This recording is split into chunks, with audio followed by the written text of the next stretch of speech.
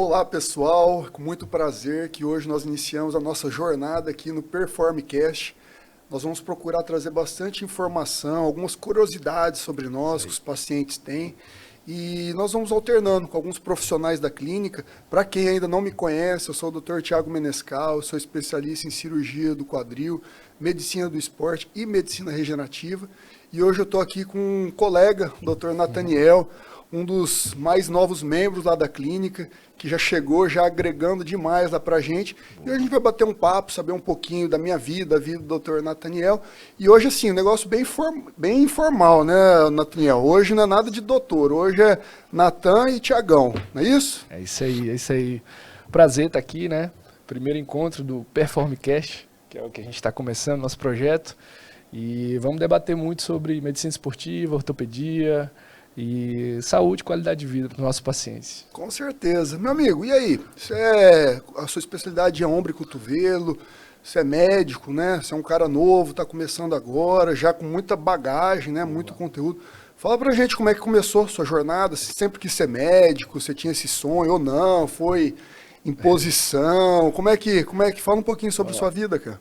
Vamos lá, é o seguinte, eu sou daqui de São Luís, e fiz toda a minha parte de escola, tudo mais por aqui. Mas quando a gente foi para a faculdade, eu fiquei bem na dúvida do que eu ia fazer e tudo mais. E decidi fazer medicina por ter uma irmã que já é médica. Uhum. A sua irmã é o quê? A minha irmã é ginecologista. Ah, e ela é bem mais velha que você? 5 anos. Tá. 5 anos mais ela velha. Já era médica, já tinha entrado já em medicina? Já, ela estava quase saindo, estava no 5º ano. Certo. E aí a gente conversava bastante, pô, uma aula... A área é legal, dá pra gente... Uhum. Dentro da medicina a gente sabe que tem diversos ramos. Sim. Se você quiser ir pro lado da imagem, dá pra ir, do atendimento ao paciente. Parte clínica, cirúrgica. Então, devido às opções, e ela foi me contando como era, incentivando, e aí eu abracei a ideia, não, vou querer. Legal. E aí eu fiz a formação em Teresina. Legal. Aqui do lado, né? Quase aqui o estado vizinho. Mas vem cá, antes de você entrar, como é que foi a sua trajetória? Você fez cursinho? Foi difícil para entrar? Ou já entrou de primeira? Como é que foi o processo? É que eu quero saber. Para medicina... Depois eu vou te contar o meu também, que o meu foi um pouquinho diferente do normal. Exatamente. Para medicina a gente sabe como é. Então a dificuldade não é fácil para ninguém para fazer o curso. Então eu tive 3 tentativas. Aí na terceira tentativa eu consegui passar. Legal. Porque... Na época, eram poucas vagas e a gente precisava estudar bastante. E aí batia na trave, volta, não sei o quê, mas sem desistir, né? Claro. Nem trocar de área. A vida é isso, né, cara? A vida é quem vence, quem consegue prosperar, quem tem perseverança, quem tem resiliência. Exatamente. Então não é porque você não venceu na primeira, não conseguiu passar na primeira, que você vai abandonar um sonho, de forma alguma. Exatamente. E aí, na primeira, na segunda, até que na terceira deu certo, e aí eu comecei. Fui lá para Teresina, meu pai conseguiu comprar a ideia também. Aí começou a passar um pouquinho de frio lá? Nossa.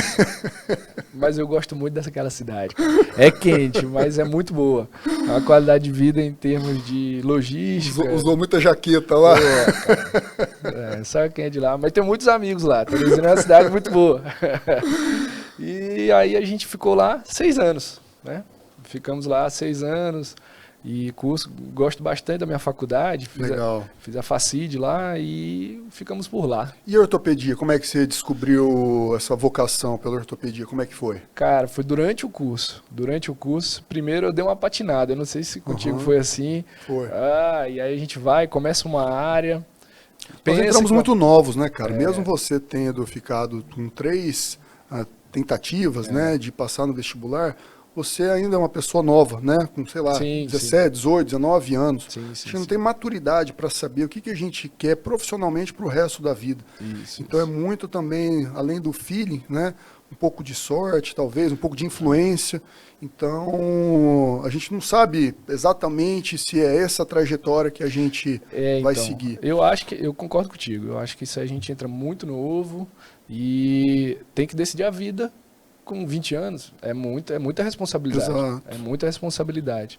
E aí, durante o curso, eu pensei E olha só, Na trajetória tu vai entender. Vamos lá. Eu pensava em fazer anestesia, fazer anestesiologia. Caramba, não queria, como se diz, não queria lidar com gente, né? Então, eu gostava, é porque eu sempre gostava ali das medicações, estudava ali, quem é da área sabe, bioquímica, tá muito relacionado. Sim. E aí eu gostava bastante. Ah, que E legal. eu tenho um grande amigo, hoje ele mora em Brasília, que ele é anestesista. Aham. Então você quase foi para a área não cirúrgica, né? Não cirúrgica. Assim, durante o curso eu fui percebendo que eu gostava de centro cirúrgico. Eu só não sabia você ali... gostava do ambiente, não ambiente, sabia em qual posição. É, né? exato. Aí fui, acompanhava desde cedo ali do 3º, do 4º ano, já começava a ir pro centro cirúrgico.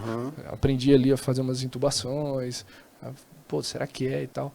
Até que lá no finalzinho, eu entrei numa cirurgia, olha só, uma cirurgia de mão. O cara fez um corte lá com, enfim... Uma lesão complexa. Uma lesão. E aí eu vi o ortopedista lá fazendo toda aquela rafia que a gente chama lá dos tendões. Aí eu, pô, caramba, esse negócio aqui é legal. Esse negócio aqui é legal. E aí eu fui lá e me empolguei, procurei onde eu queria fazer, onde eu não queria. Pensei em voltar para cá também. E aí acabou que eu escolhi ortopedia, mas fui para São Paulo lá. Legal. Centro de referência, né? É, exatamente. E aí pra gente continuar nosso bate-papo aqui, que tá tranquilo, fui e fiz numa escola.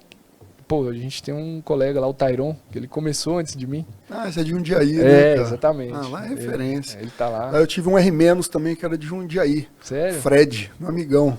Vulgo Tartaruga. Eu tenho que olhar e tal, ainda não... Você deve conhecer.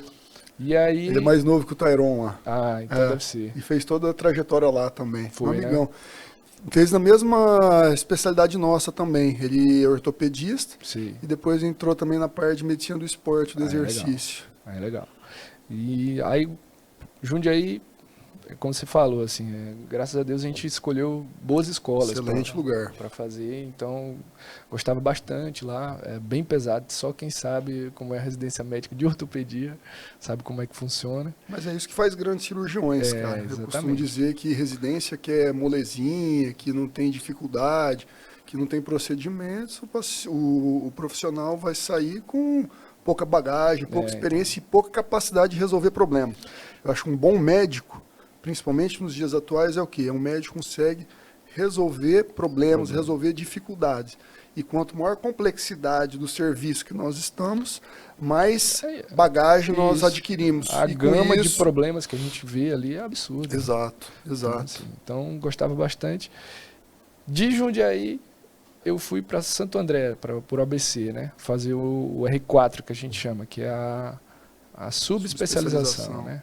Que aí eu fui para a área de ombro e cotovelo, também uma excelente escola. Olha que legal, em Santo André não, faculdade do ABC? Em Santo André. Santo André. Eu passei lá também no meu R4, Boa. Só que eu não fiz lá. Sim, eu tinha passado na Unifesp, aí eu optei por lá. Sim. Mas eu passei lá também, até um preceptor muito amigo meu, Dorian. Aí sim. Conheceu ele, não? Não. Quadril? Não, porque como é... Pô, o hospital é imenso, Mário Covas. Então a gente tinha dias diferentes de subespecialidade. Acaba que a gente não tem tanto contato. Eu tinha mais contato com a galera da mão. Sim. Que ali mesmo superior, né? mesmo superior, tava mais próximo. ou menos às vezes, próximo. Até os consultórios eram perto. Então a gente estava ali junto. Mas com certeza a especialidade não é ruim, não. Ali tinha uma gama de coisa muito boa. E mais ou menos isso aí, no ombro e cotovelo. E como é que ficou a tua área aí também? Cara, vou começar, como se diz, do começo, né? Para vocês entenderem um pouquinho minha trajetória, né? Quem tem curiosidade. Eu nunca tive a vocação, assim, por medicina, sabe? Eu nunca sonhei em ser médico, eu não sabia, na verdade, o que eu queria. Eu sempre fui um cara que gostei muito de esporte, esporte sempre fez parte da minha vida, né? Eu era uma criança gordinha, eu lembro direitinho que foi um marco que marcou minha vida, né? Eu com 14 anos eu pesava 114. Então eu tinha um complexo, assim, eu queria ser magro, né? Eu queria dar um jeito na minha vida para não ser obeso o resto da minha vida. E eu gostava muito de filme, né? Naquela época, Schwarzenegger, Stallone, Van Damme, eu era fã dos homens. E aí eu já tinha feito tudo que é esporte. Eu gostava de jogar bola, gostava de jogar basquete, só não gostava de correr. O resto eu gostava de tudo. Uma criança muito esportiva. Naquela época não tinha computador direito, não tinha celular. Então nossa diversão era brincar, correr. E eu já tinha feito tudo e não consegui emagrecer. Já tinha ido em vários nutricionistas. E aí eu pensei comigo, falei assim, já que eu não consigo ser magro, eu vou começar a ser forte. Eu vou começar a fazer musculação. Pô, nessa idade era uma cabeça bem à frente. Com 14 anos. Não é todo mundo que pensa isso, não. E eu já tinha ido em alguns nutricionistas, médicos, com meus pais, porque meus pais eram contra fazer musculação. Sim. Eles achavam que eu parar de crescer. É aquela história. Aquele mito. Né? E aí, os profissionais contraindicaram.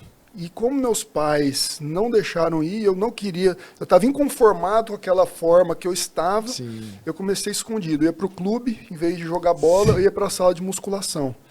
E aí comecei a treinar, eu comecei a gostar daquilo, comecei a gostar daquele ambiente. E a balança não diminuía, eu continuava com aquele meu pezinho, eu pensava que não estava dando certo, mas aquilo ali me gerava de uma certa forma um prazer. Eu saía dali melhor do que quando eu entrava. Então, eu continuei. Eu sentia que, embora a balança não diminuía tanto, eu sentia que, pô, parece que eu tô mais duro aqui, né? Tô mais denso. Era aquela trocazinha ali de massa. Eu tava trocando. Na verdade, eu tava substituindo massa gorda por massa muscular, mesmo sem saber. Eu achava que não estava dando certo, mas eu estava gostando daquilo. Boa. Então, eu continuei. E aí, nisso que eu continuei, aí depois de um certo tempo, 3, 4 meses, eu comecei a observar a mudança também no peso. Sim. Porque a gente tem uma limitação, né? A gente não consegue ganhar massa muscular indefinidamente. Então, chegou uma hora que meu corpo deu uma estagnada em relação a ganho de massa, e aquele gasto calórico que eu estava promovendo, minha mudança de composição corporal, começou a fazer com que eu começasse a perder gordura. Aí sim, eu comecei a ver o peso na balança despencar. E toda vez que eu parava de treinar, um tempo, acontecia alguma coisa na minha vida, eu observava que eu voltava a engordar de novo. Eu piorava meu padrão de alimentação, eu via que a balança subia. Ou seja, a disciplina já estava ali entrando na tua cabeça, desde precisava... Cedo, cara, desde cedo eu comecei a observar que o meu remédio para ser magro chamava-se sala de musculação. Legal. Desde cedo, ninguém me ensinou isso. Daí foi muito empiricamente, eu comecei a observar que meu corpo precisava daquilo, era meu remédio. Boa. Então eu comecei sempre a me policiar para ter uma rotina de treino, né? E diante de todo esse cenário, meu sonho era o quê? Fazer educação física. Sim. Né? É o que tem a ver, né? O que condizia com a minha realidade. Mas lá em casa, a gente teve uma disciplina bem rígida, né? A gente não tinha muita liberdade para fazer o que quisesse, não, era tudo muito...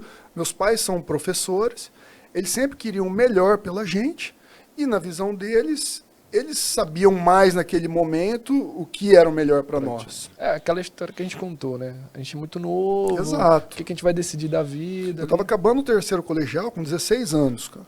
Eu acabei o terceiro colegial, eu fiz 17 no final do ano. Sim. Então eu praticamente acabei meu segundo grau com 16 anos. Um adolescente que nem o pai falou. Todo mundo te influencia. A televisão te influencia. Professor te influencia, seus amigos te influenciam, porque eu, que sou seu pai, que sou a pessoa que mais te ama no mundo, não posso te influenciar. Então, eu devo te influenciar e eu vou te influenciar. Você tem duas opções, cara. Ele falou para mim. Meu pai é engenheiro. Ou você vai fazer engenharia, trabalhar comigo, não vai morrer de fome, ou você faz medicina para se virar na vida e tomar conta. E prosperar. E aí, pô, adolescentezão, né, que é o caminho mais fácil. Era mais fácil passar em engenharia do que medicina. Então, então vou fazer engenharia. Porque, como eu disse, medicina não era meu sonho. Então eu fiz engenharia. Aí fiz 1 ano e meio de engenharia lá na Federal, lá de Uberlândia. Eu sou de Uberlândia. Sim. E aí, esse 1 ano e meio foi um ano e meio difícil para mim. Foi um ano e meio que eu não gostei. Lá os professores eram bem carrascos, sabe? Numa turma de 40 alunos, em 1 ano e meio, só 3 não tinham tomado pau ainda em matéria nenhuma.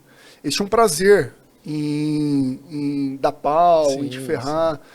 A educação era bem difícil ali, né? Era até, como se diz, era até uma chancela deles, né? Entendi. Tipo, ninguém vai formar sem tomar nenhum pau em nenhuma matéria.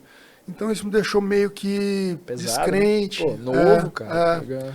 Desgostoso com aquilo. E aí eu comentei com meu pai. Falei, pai, não tô gostando, não é... Eu não tô feliz, eu não tô feliz, a palavra é essa, eu não tô feliz, eu estudo, eu tento e tal, mas eu não dou conta, isso aqui não é para mim. Aí meu pai falou assim, olha filho, então vamos fazer o seguinte, vamos prestar medicina. Você está 1 ano e meio aí na engenharia, você deve estar bom em matemática, em química, em física, você nunca foi um aluno ruim, vamos procurar fazer o maior número de provas possíveis para que em algum lugar você consiga entrar. E aí foi isso que nós fizemos. Ele traçou toda a logística, cara. Sim. E na ele época, foi vendo editais. Porque na época a gente não tinha o que é hoje o Enem, né? Não, você fazia várias provas, né? Você tinha que ir procurando cada faculdade, o edital da faculdade, a data da prova. Estudar as provas anteriores. Estudar as provas anteriores, né? Para você ter maior chance de passar. E aí foi o que nós fizemos. Meu pai falou assim, ó, só estuda, deixa o resto comigo. Então, meu pai que ia atrás dos editais, via logística, porque nós fomos de carro. Nós fomos 2 meses, cara, viajando o Brasil todo para prestar a prova de vestibular. Sim. E foi o que nós fizemos, do Nordeste até o Sul, de Criciúma até a Bahia. Rodou bastante. Rodou bem. E aí, graças a Deus, deu certo. Onde é que você formou? Eu passei em 2 faculdades, eu acabei formando em Teresópolis, no Rio de Janeiro. Ah, sim. Aí eu formei em Teresópolis. Verdade, a gente tem um amigo comum. Vitor Pacheco. Inclusive eu não comentei sobre isso, daqui a pouco eu comento. Vitão, nosso amigo, eu trabalhei junto, inclusive, com ele na Volkswagen, como ortopedista. Sim. Eu e o Vitão, nós somos parceiros de guerra. E aí foi isso, essa foi minha trajetória até ingressar na medicina. E aí na medicina, se você me perguntar, pô, e ortopedia? Como é que você gostou? Como é que você... Por que você quis fazer ortopedia? Cara, eu te falo que eu quis fazer ortopedia, eu fui conhecendo as especialidades, né? Eu vi que eu queria alguma especialidade cirúrgica. Eu sempre gostei de resolver coisas. Sim. E eu vi que às vezes na clínica, especialidade clínica, talvez isso não é possível. Né? Tem muitos pacientes crônicos, muitos pacientes que, às vezes, a resposta terapêutica que você espera não é a que você imaginava. E isso me deixava frustrado, cara. Apesar de que a gente vê que o raciocínio clínico é extremamente importante. Inclusive pra gente, na ortopedia, que é cirurgião. Com certeza. Eu ia chegar lá, isso que você falou faz todo sentido, cara. Pra gente ter sucesso terapêutico na ortopedia, embora seja uma especialidade muito pragmática, né? É isso daqui, um exame físico, um raciocínio clínico e uma anamnese bem feita é fundamental para o resultado terapêutico que você espera, não tenha dúvida. Tanto para indicar uma cirurgia, qual cirurgia fazer, ou não indicar uma cirurgia, contraindicar. Ver o que ele tem de comorbidades, de doenças ao redor. Exato. É importante. É fundamental, Nathan, fundamental. Então, eu sabia que eu queria alguma especialidade cirúrgica, mas não sabia qual. E aí, rodando no módulo cirúrgico, a gente vai rodando em algumas subespecialidades, né? Ortopedia, otorrino, oftalmo, cirurgia geral. E aí eu me identifiquei, cara, com o perfil dos ortopedistas. Eu achei os caras muito legais, cara. O cara do ortope ali, ó, mexe ali com... Os caras, todo mundo grandão, todo mundo gente boa. E geralmente, quando a gente rodava no módulo de cirurgia, os residentes estavam lá, não deixavam você fazer nada. Você era interno, né? Não deixava você fazer nada, só ficava olhando, só ficava preenchendo papel. Na ortopedia, não. Quando eu rodei na ortopedia, cara, eu lembro direitinho, meu primeiro paciente, um paciente com pioartrite de joelho gigantão, o residente já falou assim, quer fazer? Eu falei assim, hã? Como assim? Fazer o quê? Vai lá, degerma esse joelho, põe uma agulha e aspira esse líquido aí, vamos ver o que vai sair. Você acha que vai sair pus ou você acha que vai sair líquido? Eu lembro direitinho, cara. Legal. E aí já deixou fazer, eu já puxei aquilo ali, saiu aspirado. Falei, caramba, que massa, cara. Né, e aí direto, os caras deixavam eu ir tocando ficha, ir conduzindo. O que você precisa fazer? Não sei o quê, é gesso, é tala.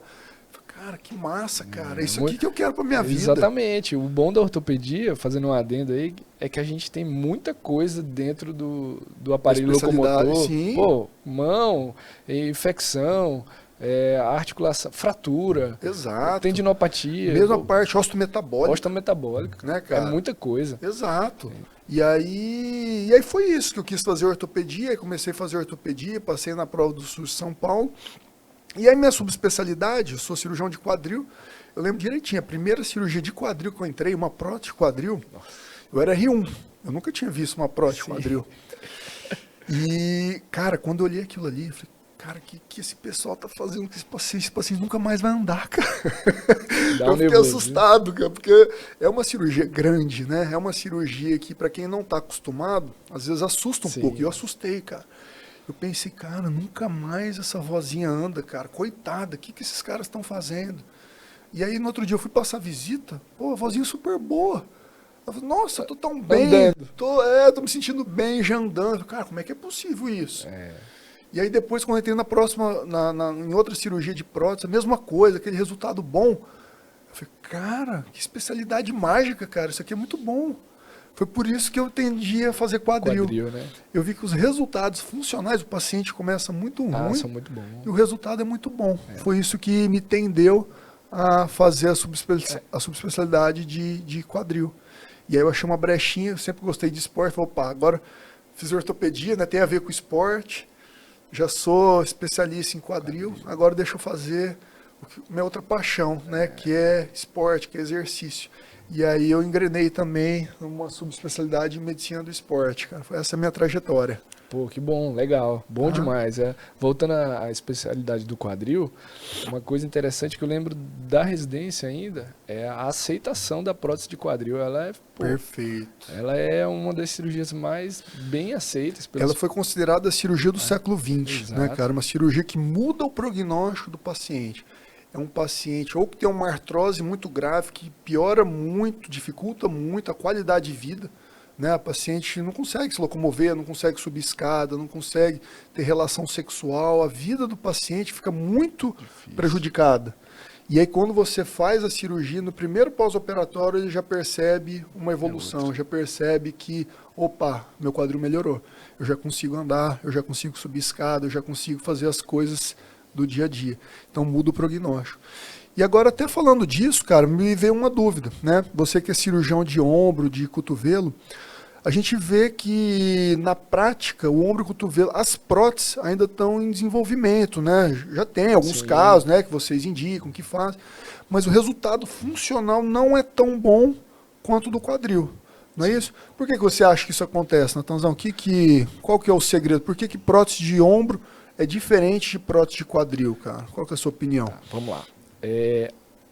Igual a prótese de quadril, a gente está passando pela curva. A curva do próprio profissional em realizar essa cirurgia. Então, assim, como se falou, prótese de quadril do século XX. Isso. Acredito eu que a prótese de Mr. ombro Charlie. vai ser a cirurgia do membro superior do século XXI. Então, assim, a gente vai chegar lá. Eu tinha um preceptor, o Dr. Luiz Prata, lá do ABC. Ele apresentou um trabalho fantástico, em que ele mostrou que, na verdade, os americanos, 90% dos profissionais de ombro e cotovelo, eles não realizavam mais do que 3 próteses de ombro por ano. Então, é muito pouco, muito pouco. A gente faz isso por mês. Comparado com quadril... Aqui no serviço privado, né? No SUS nem se conta. No serviço privado, a nossa média aqui, eu, Taironzão, umas 3, 4 próteses por mês, né, em média. E existe também uma outra parte que a gente ainda está descobrindo até, e eu posso falar assim, está muito relacionada, e está documentado isso em trabalhos, sobre infecção. Aí o ombro, ele é uma região muito próxima da axila. A axila é uma área muito contaminada. Com certeza. Além do dorso também, é uma área extremamente contaminada. E existe um índice maior de infecção, mas isso, cada ano que passa, reduz. Tende a reduzir. Está reduzindo. Por conta de medidas intraoperatórias, pré e pós-operatórias, é o que a gente falou. Os pacientes descompensados, eles só operam quando são compensados. Exato. O diabetes. Isso daí é o que eu costumo dizer para meus pacientes, que eu aprendi com um professor meu, Dr. Lucas Leite. Sempre que você for operar um paciente, antes de efetivamente operar, procure preparar o solo. Exatamente. O que é preparar o solo? É deixar esse paciente metabolicamente bom. É o que a gente chamava, deixa ele redondo. Isso, deixar ele redondinho, controlar a glicemia dele, controlar a taxa de triglicéridos, controlar colesterol, ver os níveis de vitamina D, se está com níveis adequados. Deixar esse paciente bom, afiado para receber uma cirurgia de grande porte. Sim. Isso faz toda a diferença, cara, no pós-operatório. Demais. Na cirurgia do ombro, então, o que a gente vê na prótese de ombro, está aumentando. A mão do cirurgião já está... Aqui no Maranhão a gente tem 8 ou 9, se eu não me engano, e praticamente todos fazem. Certo. Então, assim, Legal. com a indicação certa, regulando essa parte clínica que a gente conversou aí do paciente, a chance... A tendência é aumentar o número de indicações. Resultados. E uma curiosidade aqui, uma dúvida. E os implantes, eles são os mesmos ou estão evoluindo também? Porque uma dúvida que eu tenho, Isso, legal. na minha percepção, é que quadril, o resultado é muito bom também, porque tem muito arcabouço ósseo. Sim. Se você for ver o acetábulo, que é onde a cabeça do fêmur articula com a bacia, é um arcabouço ósseo. Sim, sim. Então a cúpula, a parte do acetábulo e da prótese, ela está toda coberta por estoque ósseo. Isso, exato. Diferente Da do ombro da glenoide, glenoide. né? Isso, exato. Para vocês Tem entenderem, total relação. para quem não tem conhecimento, o acetábulo é como se fosse um C. É como se fosse uma... Ah, você trouxe aí? Ah, o ombro, né? Isso. Pronto, perfeito. Então aqui, vamos exemplificar. O acetábulo, que é onde a cabeça do fêmur articula com a bacia, ela é um C. Então, quando eu ponho uma prótese aqui, ela está toda coberta por estoque ósseo. Vou colocar aqui em frente. Diferentemente do ombro, né? Mostra para o pessoal aqui que é a glenoide. Olha como Então, dá para ver aí? Isso. Mostra para gente. Vamos lá. É o seguinte. Quando a gente vai para a anatomia do ombro, a gente tem o húmero com a sua cabeça e esse ossão aqui, que é a escápula, né? Exato. E que muita gente vulgarmente conhece, popularmente conhecido como a pá. A pá, né? A pá, omoplata. Né? Isso, omoplata, né? Você tem um golpe de jiu-jitsu que eu adorava, a omoplata. Olha aí. Então, o que ele está falando no quadril, a glenoide, fica um pouquinho difícil de ver, mas tá coberto, com né? coberto aí, né? Tá, fica um pouquinho difícil de ver, mas é como se fosse essa cavidade que está aqui dentro. Então ela é bem rasa. Ela é rasa. Comparado com o quadril, que tem aquela... Um C, aquele formato, digamos assim, como se fosse uma cúpula mesmo. É, como se fosse uma taça, né? O quadril é tipo isso aqui. Isso, exatamente. Coloca um componente dentro de uma taça, praticamente. Tá. E isso faz toda a diferença na hora da cirurgia. A questão do balanço que a gente tem que executar é bem mais, digamos assim, a gente tem que ser mais preciso, talvez, eu não sei se é a palavra correta, mas essa curva que eu estou te falando, que a gente está aumentando, ainda mais com as cirurgias navegadas, isso melhora demais. Né? Não, e eu falo também a questão de soltura, né? Porque às vezes, mesmo tecnicamente, você fez tudo ok. Eu falo da evolução dos implantes, se está tendo, se não está, porque a minha grande dúvida é o seguinte, uma coisa é você botar um componente num arcabouço ósseo que todo te favorece. Aquilo ali, meu amigo, não vai soltar uma prótese boa, não vai soltar nunca. Outra coisa é você botar uma prótese numa articulação que não tem esse arcabouço ósseo e é meio que verticalizado. Sim. A tendência é fazer pistonagem, ou seja, você está o tempo todo... Você tem carga ali, né? Exato. Entendeu? Então, uma grande dúvida minha é isso, a evolução dos implantes de ombro, que eu acho que esse é o caminho para que seja uma cirurgia também de sucesso. O que aconteceu na prótese de ombro? A gente começou a operar com o que a gente chama de prótese anatômica, que é o quê? É igual ao quadril. A gente substitui a cabeça do ombro por uma prótese metálica, aquela mistura, e faz uma, digamos assim, um apoio ali na glenoide com uma peça metálica. É como se fosse igualzinho à cabeça do ombro aqui, né? Hoje, a gente já está tendendo para fazer o que a gente chama de prótese reversa. O que é a prótese reversa? Ao invés de conjugar a glenoide com a cabeça, a gente faz a cúpula ao contrário. Boa. É meio difícil de explicar, mas a gente, com imagens fica mais fácil. Sim. E isso gera mais estabilidade, né? Maior durabilidade. Maior durabilidade, né? Lógico que cada uma tem suas indicações. Por exemplo, na prótese reversa, a falha do manguito rotador é uma das indicações, aquela artropatia do manguito rotador. Vamos aproveitar, já que você falou, já levantou aí de manguito rotador. Legal. A gente vê bastante, né? Lesão de manguito rotador. E você é um cara que gosta de fazer esporte, né? Que esporte que você gosta de praticar, cara? Gosto bastante do CrossFit. Boa. Tem muita coisa para eu te perguntar. Eu sou médico do esporte também, legal, eu pego então, bastante atleta de CrossFit. Gosto a gente vê bastante, né? Lesão no ombro no CrossFit. Bastante. Né? Fala um pouquinho, aproveita que você está aí, você falou de lesão do manguito. Lesão de manguito é uma das mais comuns no CrossFit ou não é? O que você vê mais na tua prática, Natanzão? Vamos lá. De antemão, eu tô um pouquinho afastado porque eu vou fazer um pré-operatório de cirurgia de hérnia umbilical e aí eu tô afastado. Mas mas é o meu esporte assim, favorito, que eu gosto. Só base, né? Começa assim, o que é o CrossFit? Vamos começar por ele ali. Vamos desmistificar. Exatamente. Né? Você vai falar a sua opinião, eu vou falar também o que eu vejo na minha prática, porque às vezes muitas pessoas acham que CrossFit machuca, CrossFit lesiona. Então explica direitinho o que é CrossFit, sua opinião sobre o esporte que você pratica, e aí depois a gente fala um pouquinho sobre o ombro no atleta de CrossFit. Tá bom, vamos lá. Seguinte, o CrossFit, ele foi criado mais ou menos no início dos anos 2000, nos Estados Unidos, e o que ele mistura? Ele mistura exercícios de ginástica, cardiovascular, corrida, remo, bicicleta, e exercícios, de certa forma, com hipertrofia, né? Resistência. Né? Então, é um esporte modalidade completa. Isso, dinâmico. Bem dinâmico. Você tem um circuito e ele trabalha muito com performance. Então, assim, você tem que cumprir aquele tal cronograma de exercício do dia, que aí existem profissionais para isso, para direcionar, e em certo tempo, ou então em certo... carga e tempo, não é isso? Carga e tempo, né? Então, assim, é um esporte muito bem dinâmico. Acho que esse aí... É o teu? Não, tudo bem. Aí... acho que é. Aí, mas, enfim, o CrossFit, na minha opinião, e por experiência também, eu acho um esporte bem completo, né? Depende também do seu objetivo. Certo. Eu gosto dele. E como que eu comecei do CrossFit? Cara, eu não me adaptei à academia, diferente de ti, por opção. Não gostou, né? Não me adaptava à academia, cara. Porque eu achava aquilo, pra mim, monótono.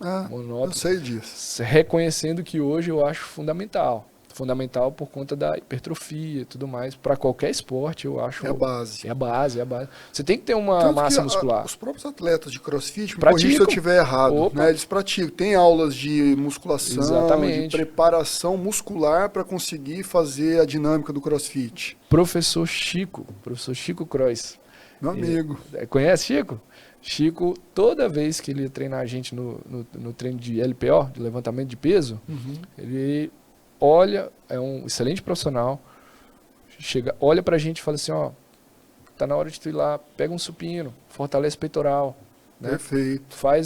Vê a máquina, fortalece trapézio, romboides, posterior. Por que isso? É a base. É a base. É a base. Então, assim, para você executar os treinos de LPO, do próprio treino de cross, você precisa ter ali a base muscular. Então, assim, fundamental. Mas lá no início a gente geralmente começa na academia e não... Tem gente que não se adapta. Eu entendo. Sim. É normal. E assim, e tem gente que já gosta muito. E aí nessa de não adaptação eu comecei o cross. E, lá tem duas vantagens, assim, para mim, principal. Te deixa mais disciplinado, porque você vai empolgando, motiva e te dá disciplina. E segundo é que você trabalha em conjunto com outras pessoas. Socialização, né? Então, eu acho que isso também é fundamental para o sucesso que o CrossFit faz. Exato, com certeza. Você faz aquele desafio e encontra um colega ali e ele não está ali para te desmerecer, não, ele está ali para te ajudar, cara. Ele termina o dele, ele vai aqui pro teu lado. É um estímulo, né? Exatamente. É um estímulo. Então, você sabe que tem trabalho na literatura, cara, que fala que você sabe qual que é o principal estímulo para você aumentar a carga, para você melhorar desempenho, enfim, melhorar a sua performance esportiva? Não. Se é cafeína, se é creatina, se é aminoácido. O principal estímulo é verbal, cara. É mesmo? Você fala, vai lá, meu amigo, você dá conta, bora, mais uma. Nada supera isso, cara. É isso aí. Por isso que, o personal numa academia, cara, ele tá ali para te ajudar e o teu treino é diferente. Ele vai potencializar resultado, vai potencializar o máximo que você pode dar ali naquele momento. Exatamente. E aí nessa de CrossFit, o que eu percebi também, voltando um pouco, né?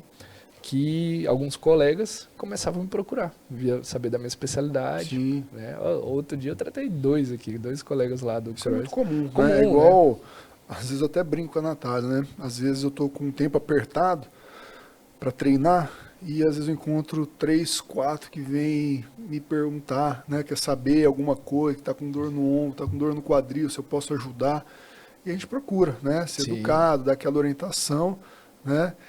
E sem procurar também atrapalhar tanto o treino, sem dar aquela quebrada no treino, né? Sim, é isso aí. Esse jogo de cintura. E nessa de exercícios de levantamento de peso, tem um levantamento de barra que a gente chama de snatch. É um exercício que a gente leva a barra lá acima da cabeça, movimento de repetição e tal. E dependendo da carga, por isso que eu digo que CrossFit, bem orientado, é um dos melhores exercícios que tem. Perfeito. Mas se você não tá ali acompanhado, o risco de lesionar é grande. Entendeu? Então, assim, uma sobrecarga, um movimento errado.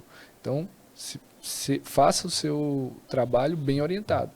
E sequencial. Um dia vai ser... Progressão, exatamente. Né, o que eu vejo, assim, né, o grande problema que eu vejo na minha área, na medicina esportiva de CrossFit, é que, assim como o cérebro é treinado, você não consegue fazer uma equação matemática de terceiro grau sem aprender o básico, que é somar e subtrair. Né? Não adianta passar uma equação dessa para uma criança que ela não vai conseguir desenvolver. A parte musculoesquelética é a mesma coisa, cara. Você precisa ter aquela adaptação neuromuscular para você conseguir fazer aquele movimento. Então, quanto mais treinado você é, melhor você executa. O que é o grande problema que eu vejo no meu consultório?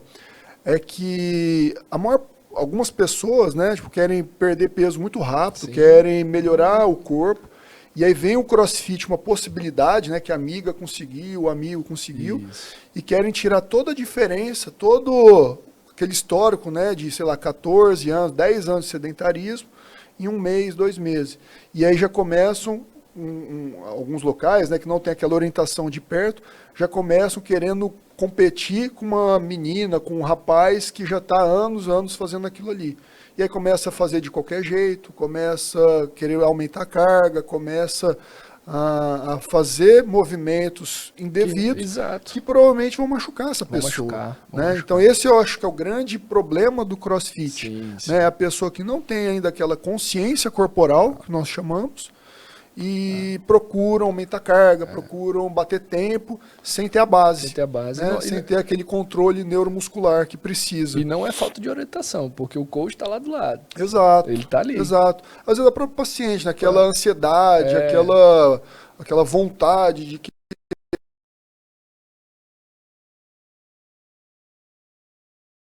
Sim.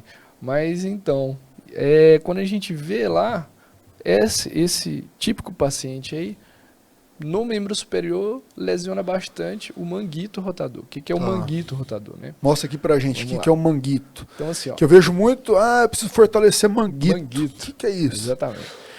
Bom, aqui é uma base óssea da articulação do ombro, né?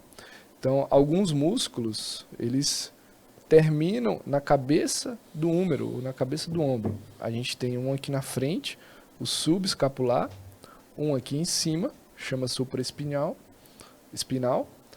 e 2 aqui atrás, que é o infraespinal e o redondo menor. Então ele faz digamos assim, um arcabouço muscular ao redor da cabeça do ombro, e são esses músculos que vão fazer a elevação, a rotação para fora, a rotação externa, a rotação interna. Então, é o que faz a gente realizar a higiene pessoal, se alimentar, pentear o cabelo e tudo mais. E eles também dão estabilidade para o ombro. Né? O ombro não é uma articulação que tem tanta estabilidade óssea. Exatamente. Né? Mais partes moles. Existem a estabilidade estática e dinâmica. O manguito está ali mais relacionado à estabilidade dinâmica. Exato. Né? Junto com a cápsula articular. Perfeito. Tá bom? Então, e aí, quando a gente faz esses movimentos... Exatamente. Né? Se a gente dá uma sobrecarga, seja numa sequência... uma sequência acima do que a gente pode, vários dias trabalhando o membro superior, cargas acima do nível do ombro, acima de 90 graus. Acima de 90 graus, né? Então, assim, se a gente não segue essa sequência e o coach está ali para ajudar a gente... Começa a ter um impacto, né, no ombro, começa a ter um impacto. O impacto é o quê? Esse ossinho aqui, que a gente chama de acrômio, ele começa a bater no tendão. Começa a fazer um rasguinho, a síndrome do impacto que a gente chama. Na bursa, né? Na bursa, né? Então, assim, é algo bem comum, né? E isso acontece demais em quem faz uma sobrecarga mecânica. O primeiro passo é uma tendinite, né, Natan? Exato. Começa a forçar Inflamar. demais, inflamar o local, né? Bursite, tendinite. No consultório, o que a gente fala que é a tendinite ou a bursite? Eu falo para o paciente Explica entender. também, deixa eu Para saber. ficar fácil, Ficar para ficar fácil para o paciente entender. Quando a gente tem uma unha encravada ou aquele inflamado, fica tudo vermelhão ali ao redor. Tá. Fica e a gente precisa tirar um fator Causal. É o causal, né? Então, assim, é a mesma coisa na tendinite ou na bursite, que são... a bursa é uma estrutura que fica exatamente aqui, debaixo do ossinho, do acrômio. E o tendão acaba na cabeça do ombro. Tá. Então, eles ficam bem vermelhos. Certo. Quando a gente vai na artroscopia, lá na cirurgia... Por vídeo, né? Por vídeo, a gente olha tudo vermelhão lá dentro, igual o cantinho da unha. Tá. Então, a gente tira a sobrecarga mecânica, que é o fator causal, tipo a unha, né? Ou então, na artroscopia, a gente retira o inflamado para equilibrar aquele inflamado do ombro ali. Então, fica fácil para o paciente entender. Pô, lembra da unha. A unha encravada, eu preciso tirar o fator. Mas aí, você falou de artroscopia. Sim. Mas aí, antes de pensar também em artroscopia, a gente pode fazer alguns procedimentos para melhorar a inflamação desse ombro aí também. Exatamente. Né? Então, na tendinite na bursite, hoje, e aí a gente vai lembrar do Vitão, do nosso amigo Vitor Pacheco, existem muitas terapias regenerativas. Boa. O que é isso, cara? Isso aí é um negócio que está muito em alta, né? A gente utiliza cada vez mais, a gente vê bons resultados. Eu, particularmente, eu sou um grande entusiasta da medicina regenerativa. E o ombro é um dos locais que a gente mais utiliza, né? Essas técnicas. Fala pra gente um pouquinho sobre a medicina regenerativa aí no ombro, cara. A medicina regenerativa, ela se baseia em que existem terapias como células mesenquimais, são as famosas células, assim, traduzindo para ficar mais traduz. Vou traduzir. Células tronco, de certa forma. É umas células que têm potencial em multiplicação, isso, né? Multiplicar células boas, exatamente. Não é isso? Então essas células conseguem regenerar aquele tecido que está doente, está inflamado, está espessado, tem uma lesão crônica. E porque esse tecido, desculpa te interromper, esse tecido ele muda o padrão estrutural dele. Exatamente. Então é um tecido pouco vascularizado, é um tecido que provavelmente não vai evoluir bem com o anti-inflamatório convencional. Talvez fazendo fisioterapia pode ser que melhor, talvez não. Isso, não é isso? Exatamente. Então a terapia regenerativa, ela chegou para quê? Pô, antigamente a gente era meio pragmático. Ou era fisioterapia e medicação oral, ou era cirurgia. Exato. Não tinha um meio termo. Não tinha um meio termo. Então, assim, a terapia regenerativa, que hoje está em alta e merece estar em alta, ela veio para tratar... Mudar esse paradigma, exatamente. Né, pô, o cara vai se entupir de anti-inflamatório. Exato. Entendeu? Não, vamos tratar de diferente. Eu costumo dizer para meus pacientes, cara, o anti-inflamatório tem 7 dias para resolver a vida do paciente. Tem 7 dias. Você deixou com dor no ombro, paciente inflamatório, você tem 7 dias para melhorar. Se você não melhorou nesse tempo, cara, não é usar 1 mês, 2 meses, 3 meses que vai resolver. Sim. Eu preciso dar algum estímulo no teu ombro, no teu quadril, no teu joelho, para que você melhore. O tempo do anti-inflamatório atuar já foi. Por quê? Porque a dor deixa de ser uma dor aguda, né? Uma dor que, por exemplo, quando você cai, quando você bate, você não precisa fazer medicina regenerativa. Você pode até usar para potencializar resultados. Sim. Se você está com pressa em ficar bom, você também pode usar medicina regenerativa para tratamentos agudos. Mas não é a grande indicação. Exato. A grande indicação são essas doenças, essas dores mais crônicas. Que o anti-inflamatório, como eu disse, na minha visão, tem 7 dias para resolver. Não resolveu, meu amigo? Vamos lá. A gente precisa mudar de estímulo. Então, é isso. No ombro, esse manguito inflamado, essa bursa inflamada, a terapia regenerativa, ela cai muito bem. Ótimo. Ela é uma articulação que responde bastante à terapia regenerativa. Sejam por PRP, ou plasma rico em plaquetas, que é uma alternativa, ou aspirado de medula óssea, e isso são procedimentos minimamente invasivos, não são... Fibrina também, que a gente usa bastante, né? Plasma rico em fibrina. Então, assim, não caracteriza uma cirurgia. Sim. Né?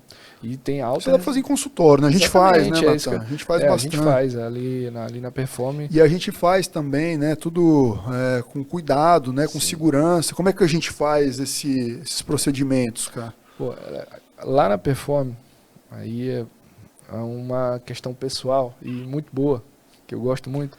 A gente tem um equipamento, a gente é munido de equipamentos que são muito bons para o médico, para o paciente. Modesta, mas lá é muito top, né, cara? Exatamente. Lá, como se dá gosto, né, cara? Não, outro Lá dia... a gente, graças a Deus, tem tudo que a medicina de ponta pode oferecer para um tratamento eficiente, né, cara? Eu tenho um muito amigo meu que fez terapia lá, ainda faz até hoje, está com nossos colegas fisioterapeutas lá, o Igor, o Bruno, e ele mesmo disse, Natan, ali é diferente. É diferente. Ali é diferente, o negócio está...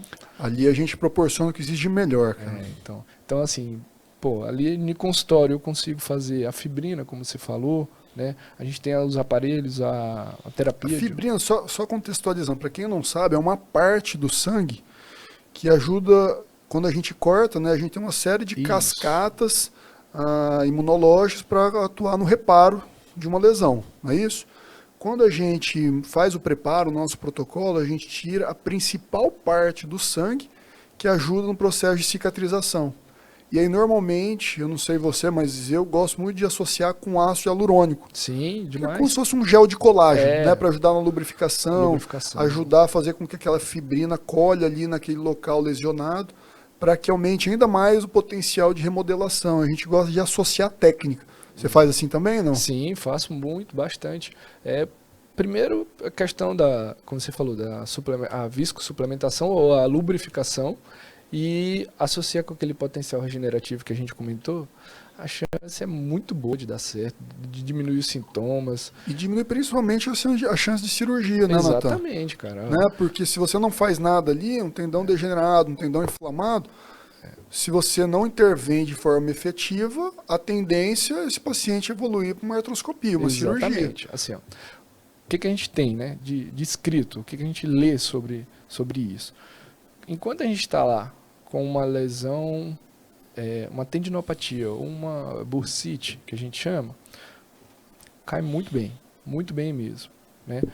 Lesões parciais, que são o quê? Uma lesão na espessura do tendão. Então, você tem lesões, digamos, um pedaço do tendão ele rompe. Machucou.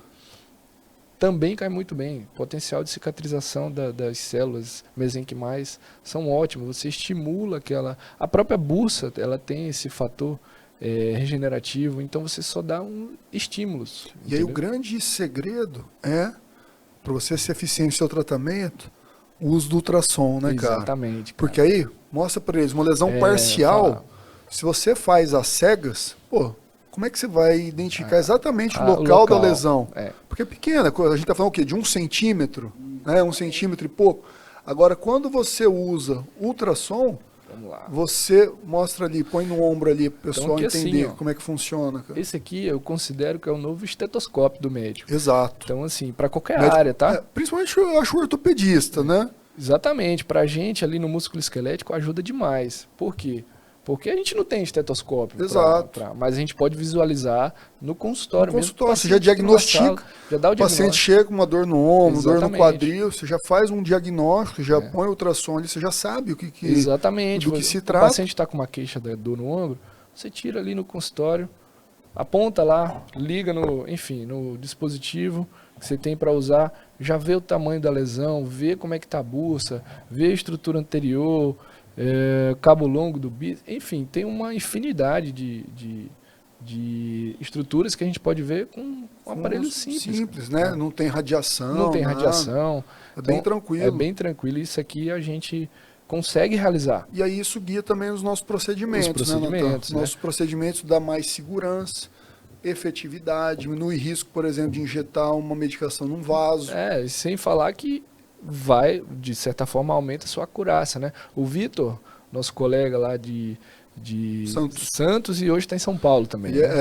Ele era corintiano, virou santista. É mesmo. É verdade, ele foi médico lá, né? A gente assistia jogo do Corinthians, agora virou santista, o cara virou casaco. Cara, muito bom, o cara entende bastante e moleque demais, gente boa, meu parceiro. O Ele... que ele faz lá? Eu quero aprender, o que ele faz lá? Então, uma coisa que ele mostrava e falava pra gente, mostrava, ele, já tem vários trabalhos que mostram que o uso do ultrassom, isso de certa forma, o trabalho ele comprova isso. você tem uma acurácia muito maior de acertar o local da lesão. Você não tem dúvida. Entendeu? Então, assim, amostras grandes, pô, uma coisa simples de consultório. Sim. E vai te ajudar, assim, te eleva. Eu tô falando isso por quê? Porque antes eu fiz pós-graduação com ele. Tá. Né? Foi uma pós-graduação em Medicina regenerativa. Exatamente. Procedimentos intervencionistas de dor e medicina regenerativa. Passei 1 ano lá, indo todo mês para Santos. Muito boa. É bom, né? Além da aplicação, ótima clínica, muito resenha, a gente aprendia se divertindo. O cara é um cara que, eu acho que ser médico, cara, um bom médico, não é só você procurar curar o paciente. Sim. É você procurar fazer com que o paciente, as pessoas que estejam ao teu redor, são melhores do que quando chegou. Pô, exatamente. E isso faz toda a diferença, cara. Faz toda a diferença. Por quê? Porque quem está ali contigo, hoje, aqui, a gente conversando, pô, a gente precisa estar bem mentalmente, cara. A gente precisa estar bem... Precisa ser algo prazeroso para a gente, para fazer sentido. Senão não faz sentido. Por exemplo, a gente está aqui num feriado, batendo papo aqui, putz, ter que vir aqui para falar sobre isso. Exatamente. Tem que ser algo que a gente gosta, que dá prazer, cara. Algo espontâneo. Né? E o Vitor, eu sei que eu trabalhei com ele. Sim. Lá era engraçado, porque a gente trabalhava, para você ver, a gente trabalhava numa fábrica, né, na Volkswagen. A gente via que todo mundo lá trabalhava de mau humor, ranzinza. Tipo, putz, o que eu estou fazendo aqui? E a gente não, a gente procurava levar aquele momento ali com ânimo, com alegria, com felicidade. Nós dois tirávamos aquele momento ali para, que nem você disse, para resenhar, para trocar ideia, para conversar sobre ortopedia, sobre esporte, sobre saúde. Entendeu? Então é um cara que eu gosto muito também, Vitão. Gosto demais. E foi com ele que, de certa forma, eu tive uma guinada, uma mudança na minha conduta, né? Por quê? Porque foi com ele que eu aprendi ultrassom. Eu não sei hoje como é que estão as residências, porque hoje o ultrassom já é uma realidade. Já mas na nossa época não era. Não existia isso. Não existia, cara. Eu não sei se hoje os residentes saem da residência sabendo fazer essas infiltrações, se não sabe, eu não sei te dizer. Mas na nossa época, bem o que você falou. Ou o paciente não tem nada, ou é cirúrgico. Ou é cirúrgico. Não tinha essa curva aqui não era coberta. E até assim, a gente tem o título da nossa sociedade, né, de ortopedia. A própria sociedade hoje já enxergou. Perfeito. Já enxergou, já trouxe. Uma realidade. Pô, tem um comitê da dor lá dentro. Então, assim, é algo que já é real, não dá pra gente. E o pensamento é o melhor para o paciente. Claro. O melhor para o paciente. Claro. Então, é isso que a gente consegue com esses procedimentos, com as indicações corretas e tudo mais. Pensamento é exatamente isso, Natan. Quando eu particularmente entro no consultório, quando estou examinando o paciente, na minha cabeça eu fico o tempo todo pensando, o que é o melhor que eu posso fazer por esse paciente? Como é que eu posso ajudar esse paciente da melhor forma? Esse é o pensamento. É isso aí, cara. Então, assim, a gente aprende bastante lá, mexendo no ultrassom e tudo mais. Isso fez até a gente se aproximar. Claro, ali com na certeza. Né? Porque a gente tem algo em comum. Na performance, a gente procura trazer médicos que têm essa visão, os mesmos valores, a mesma pegada nossa. Então não adianta eu botar, né? Tipo, ter alguém lá que não gosto de ultrassom, acho que isso é bobagem. É isso aí. Não faz sentido. Não tem, né? Não faz sentido. Então, assim, pra gente não perder o foco voltando, aqui. O foco lá, então, se você tem certas lesões, lógico que tem suas indicações, as lesões que a gente considera completa, aí vou entrar um pouco das lesões do manguito, que é importante. Isso eu quero saber. Eu quero saber a sua opinião sobre as lesões completas do manguito. Então, e aí? Assim, primeiro lugar, a gente não pode pensar na lesão, a gente tem que pensar no paciente. Uma coisa é eu apresentar uma lesão completa, é um rompimento com retração, ou seja, o tendão ele sai do lugar e retrai. Um paciente que ele tem 50 anos, ele trabalha na Vale, ou então ele trabalha numa Alcoa, então são empresas de grande demanda. Sim. Então esse cara aí, ele tem uma demanda muito grande no membro dele, né? Tanto superior, inferior, enfim, tem que ter uma condição. Então, assim, a lesão eu sei que ela tem indicação cirúrgica.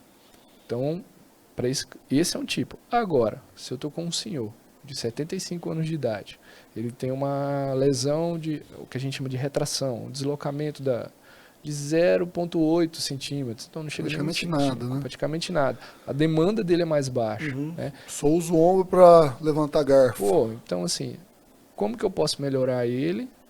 Ele não quer operar, ele pensa, tem Às medo. vezes tem muita comorbidade, Tem muita né? Às vezes é um senhor descompensado. hipertenso, Descompensado. um senhor diabético. Exatamente. Então, nesse caso aí, a gente entra com a terapia regenerativa e alivia bastante os sintomas que ele tem. Entendeu? E tem alguns trabalhos que mostram também que mesmo essas lesões parciais, elas podem cicatrizar, não tem? Cicatrizam, elas cicatrizam, Isso. entendeu? Então, não assim, é só pensando na melhorar a dor dele. Exatamente. Está propondo um tratamento. Exatamente, já está praticamente consolidado, posso dizer assim, né? Nos Estados Unidos hoje tem cirurgiões de ombro, quem é do mundo aí conhece, é o Patrick Dinard. Eu olhei ele fazendo PRP no YouTube, eu falei, caramba, velho, olha os caras aí. Então, assim, lesões parciais, potencial de cicatrização e, consequentemente, melhora da dor, né, o fortalecimento. Então, assim, nessa lesão completa, o paciente que ele é mais idoso, não tem medo de operar, né, já tem uma demanda mais baixa, a gente tem essas terapias. Essa opção que alivia o sintoma dele, né, e a gente vai convivendo ali e periodicamente, o que precisar de outras terapias ali, a gente vai fazendo e vai muito bem. Perfeito. É pensar no máximo de efetividade com segurança. Eu vejo que essa é a palavra, né, Nathan? Exatamente. Eu vejo que tu e Tairon devem, no quadril ali, numa necrose vascular, eu já vi algumas coisas de vocês. O que vocês têm lá? Perfeito, cara. Ó, a regenerativa também mudou o prognóstico, tá, cara, desses casos. Na necrose de quadril era um grande desafio nosso, por quê? Porque, como o próprio nome fala, necrose é morte. É morte. Né? Então, praticamente aquele quadril está ou estaria condenado. Né? Então, era uma cirurgia, antigamente, que nós fazíamos apenas a descompressão.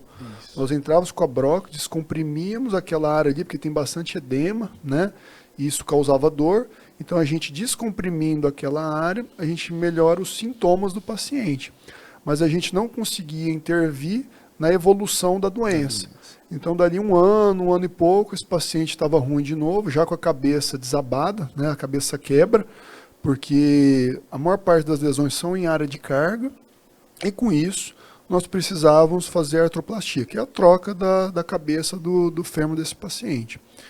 A partir do momento que nós começamos a usar técnicas regenerativas, e normalmente as cirurgias de quadril, na osteonecrose, nós usamos a aspirada de medula óssea, que são as células que nós sabemos que têm o maior potencial de remodelação.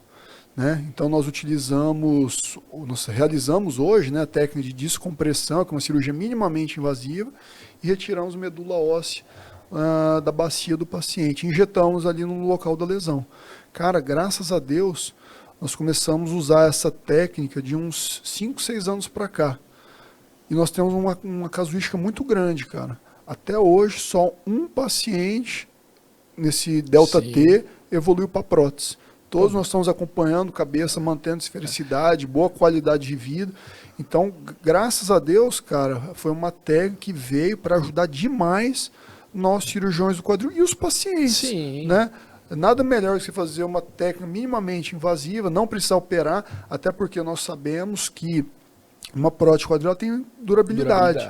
Por mais que seja boa as próteses hoje, né, a tendência dura mais que 30 anos, mais um paciente jovem de 20, 30 anos. Geralmente o perfil dos teus pacientes é aquele cara que usou corticóide ali na época da Covid. O cara tem 40 anos, 50 anos. Véio. Às vezes mais novo até. Mais novo, tem paciente mais novo que eu. E já vai colocar uma prótese? Exato. Pensa, então a gente assim, mudou muito o percurso natural da doença. Foi muito bom, cara. A medicina regenerativa ajudou demais a gente nesses casos de osteonecrose de quadril.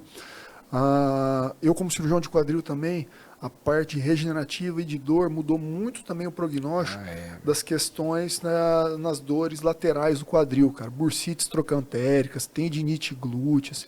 Isso aí era um motivo de grande até frustração para mim, como cirurgião de quadril, há algum tempo atrás, quando o paciente me procurava e eu não tinha disposição de fazer esses procedimentos. Por quê? Porque são doenças degenerativas, crônicas, que exigem tanto alguma intervenção local, quanto mudança de estilo de vida do paciente. Esse paciente precisa fortalecer esse quadril, ele precisa treinar a questão de flexibilidade desse quadril, só que ele está com dor. Como é que ele vai fazer isso com dor? Ele não consegue. Ele fica nesse ciclo vicioso. Exatamente. Quando entrou o advento da medicina da dor e da medicina regenerativa, quando nós intervimos nesse quadril, já no primeiro dia esse paciente já vê melhora. Esse paciente já melhora, ele passa no consultório, no outro dia ele está melhor. Ele está melhor, ele já começa a fazer uma fisioterapia bem feita. Ele sai da fisioterapia sem dor nenhuma, já começa, ele entende a necessidade, eu passo essa importância de mudar o estilo de vida, de fazer um exercício, de fazer um trabalho de fortalecimento, de equilíbrio, de propriocepção, e ele começa a entrar nessa toada que a gente chama de ciclo virtuoso. E aí eu mudo o paradigma da doença. E começa assim, a ter esse glúteo mais forte, mais equilibrado, com mais estabilidade, e essa doença para de incomodar esse paciente. Então essa também é uma das grandes mudanças de paradigma no quadril, pacientes com essas dores na região, principalmente lateral e posterior do quadril. Que bom. Isso é legal, porque assim, as articulações são diferentes, mas o princípio é o mesmo. O princípio é o mesmo. É o mesmo, não muda. Então assim, o que a gente faz? A gente dá qualidade para ele, é o que eu particularmente oriento bem no consultório. Eu vou te dar qualidade para tu não sentir dor na tua articulação, mas tu não pode abandonar a físio, o fortalecimento. E uma coisa que eu gosto muito também, Nathan, eu quero saber a sua opinião, é sobre as terapias de onda de choque, cara. Porque legal. O que eu vejo muito também, estendendo, né, para as bursites, para as tendinites no quadril, no ombro é a mesma coisa. Sim. Às vezes o foco maior da lesão é um ponto, que eu consigo pegar na infiltração. Sim. Mas toda aquela área, todo aquele envolto celular está comprometido também. E eu não consigo ficar infiltrando várias porções de um quadril, do ombro. E aí entra também a parte regenerativa da terapia por onda de choque. Né? Fala um pouquinho aí, então, qual que é a tua experiência, o que você vê na onda legal. De choque? O que ela faz? Fala pro pessoal. Exatamente. A onda de choque ela é mais um instrumento na terapia regenerativa. Né? Então, assim, por exemplo, paciente com pontos de gatilho na região ao redor do ombro. Trapézio, muito comum, dor miofacial. Dor miofacial, perfeito. Deltoide, peitoral, trapézio, região posterior, romboides. Então, assim, são regiões que dão muito ponto de gatilho àquele cara que está ali. Ou, talvez numa tensão, num estresse maior. E ali, a causa, tu pode olhar o exame do paciente, tá tudo bem ali o exame, mas tu vê esses pontos, tu percebes, tu vê não? O exame físico, exame físico, exame né? físico. Ali no nosso exame a gente percebe que ele tem uma contratura muscular, essa síndrome miofacial. E a onda de choque, ela vem aí para fazer exatamente essa soltura dos pontos, o relaxamento da musculatura. Melhorar a oxigenação do tecido. Melhorar a oxigenação, né? E cicatrização, né? Perfeito. Então ela induz uma boa cicatrização, tanto da musculatura quanto dos tendões que estão lesionados, né? Isso é instrumento básico, na verdade. Nas minhas condutas ali, para mim já é quase rotina. Fazer. E é muito bom também, né, cara, para casos de... Você deve pegar bastante. Quando eu vim aqui para São Luís, eu até estranhei, cara, porque como eu estava em São Paulo, atendia mais a parte de esportiva do quadril, eu não pegava tanto capsulite adesiva, né, que é aquele ombro congelado, aquele ombro do paciente travado, não consegue fazer nada. E também antes era um grande desafio pra gente, né? Se você só passar anti-inflamatório, fisioterapia, é difícil tratar, né, cara? Demais. Capsulite adesiva. Como é que você faz hoje? Vamos lá. Depois eu vou falar a minha conduta, vamos ver se tá mais ou menos de encontro com a sua, que é especialista. Não, mas aí a gente tá ali, quem trata o paciente, independente da articulação, a gente faz praticamente tudo parecido. Mais ou menos padrão, né? Mesmo padrão, né? Então, assim, como que é? O que é primeiro, né? O ombro congelado, ele... Vou voltar de novo aqui, a imagem da... Pega o nosso modelo. Então, assim, aqui é exatamente o que a gente tem, a cápsula articular. A cápsula são essas estruturas que elas dão estabilidade. Então, para o seu ombro não sair do lugar, você tem a cápsula articular, que ele mantém ali a cabeça do ombro, digamos assim, estabilizada. Estável. Lógico que... Estável, perdão. Junto com a musculatura e outras estruturas dinâmicas. Quando você tem uma rigidez, um espessamento dessa cápsula articular, né? Quando você tem uma rigidez dessa cápsula, você perde o movimento ativo, que é o que você faz, e o passivo, ou seja... Com ajuda. Com ajuda, você também não consegue, porque a cápsula ela tá rígida. Ela é como se fosse um plástico duro, É. bem duro, assim. Entendeu? Então, Só um adendo. Por que ocorre isso, cara? então. Por que Existe alguns pacientes têm essa probabilidade maior do que outros? Existe Paciente diabético, né? Isso, Mais comum. exatamente. Por quê, cara? Primeiro, existe a capsulite adesiva idiopática, que é aquela que Não sabe a causa. não sabe a causa, aparece porque aparece. Sim. Né? E existem também as que estão relacionadas a algumas doenças secundárias. Por exemplo, a diabetes. Né? Tenho alguns pacientes com diabetes descompensado e desenvolve tireoidopatia, aquele cara lá que tem a hipotireoidismo. Isso, exatamente, hipotireoidismo. Geralmente são mais em mulheres, entre 40 e 60 anos, né? E outros distúrbios também de hormonais, na verdade, né? Distúrbios metabólicos. Você vê que geralmente são distúrbios metabólicos, exatamente, né? Então, assim, ou ela é secundária ou ela é idiopática, ela não tem causa, né? A grande vantagem da doença é que ela é autolimitada. Ela tem hora para começar, mas ela tem hora para acabar. Mas às vezes demora muito, né? A questão é quanto tempo. Exato. Exatamente. Pode ser 6 meses, pode ser 1 ano, mas tem relato de 3 anos. Pô, não, mesmo 6 meses. Vamos pro melhor cenário. 6 meses você sentindo dor. 6 meses você sem movimentação boa do ombro. Cara, imagina como é que vai ficar a sua qualidade de vida. É horrível. É muito tempo, e isso para o melhor cenário, cenário, conforme mostra a literatura. Exatamente. E assim, então ela tem um ciclo. Primeiro, a fase inflamatória dolorosa, que o início da doença é extremamente doloroso. E aí depois vem a fase de congelamento, né? E por último, descongelamento. Então é um ciclo, de certa forma, grande, né? Então a grande maioria, vale ressaltar aqui, que a grande maioria é não cirúrgica. Perfeito. É não cirúrgico. Então, o tratamento, aí vem o clínico, que a gente chama, né? Tratamento clínico, compensar as doenças metabólicas. E Só batendo um papo contigo. Quando chega o paciente com capsulite adesiva, você encaminha para o clínico ou você pede os exames e você trata a questão clínica do paciente como médico? Você pede, sei lá, glicemia, insulina... TSH, você faz uma investigação clínica ou você encaminha o paciente para um especialista? O que você faz? Na minha primeira consulta, eu não encaminho, eu faço uma investigação. Eu tenho certos exames que são básicos ali. Glicemia em jejum, hemoglobina glicada, né? T3, T4, TSH. Perfeito. Então é o básico, é de médico, na verdade. Eu queria saber a sua conduta, eu também não encaminho.